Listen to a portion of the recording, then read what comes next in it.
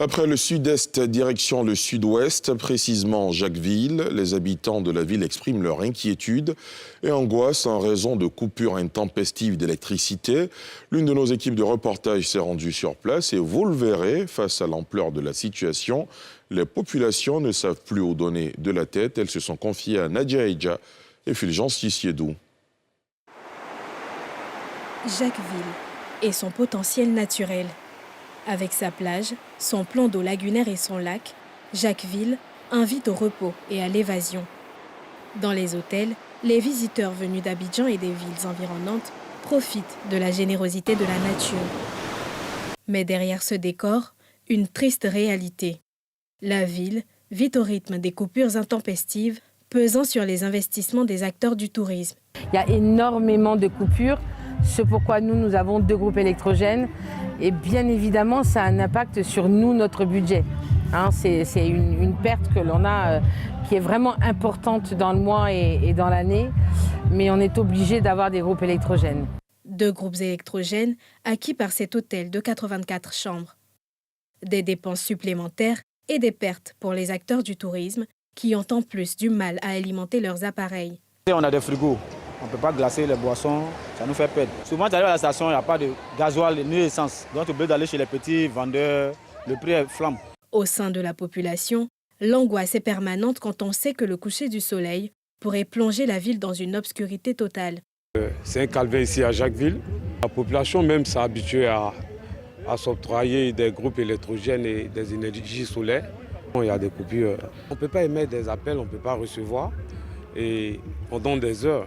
Ce soir-là, il est environ 19 h quand Joël Kouakou, enseignant, rentre de sa balade. Comme très souvent, il découvre sa maison plongée dans le noir. Une coupure de trop pour cet enseignant arrivé à Jacquesville depuis 1 an et qui n'est pas encore habitué à l'usage du téléphone portable comme source de lumière. On a des stabilisateurs, des lampes rechargeables par moment. Ça aussi, c'est pas aussi... c'est vraiment cher aussi. Donc souvent, on est là, on est obligé d'attendre que le courant revienne. Ça va, ça vient, ça va, ça vient. On va dire ça comme ça va, ça vient. Donc ça fait qu'en pleine nuit, avec la chaleur, il fait chaud. Donc c'était vraiment difficile. Donc ça faisait qu'à n'importe quel moment, je retournais à Abidjan pour me reposer. Parce qu'ici, c'était pas possible de le faire avec la coupure. Comme lui, cet élève en classe de première a du mal à étudier dans les bonnes conditions d'éclairage. C'est difficile un peu d'étudier. Parce que tu es obligé d'allumer les lampes torches, ton téléphone pour pouvoir étudier. Ça gâte aussi les yeux. Donc on n'arrive pas à bien étudier quand il n'y a pas d'électricité. Mais tu vas à l'école, il y a un devoir qui est là, tu n'as pas pu bosser, donc tu vas gagner des bonnes notes. Ces coupures récurrentes ne sont pas sans conséquences pour les appareils électroménagers. J'ai changé déjà 3 appareils à cause de l'électricité. 3. Je vais me prendre à qui? Je ne fais que supporter le coût. L'électricité est très importante pour le développement des villes. Mais malheureusement, avec trop de coupures, je me pose la question, je me suis dit, mais est-ce qu'ils ont commandité quelqu'un spécialement pour couper le jeu de l'électricité à tout moment?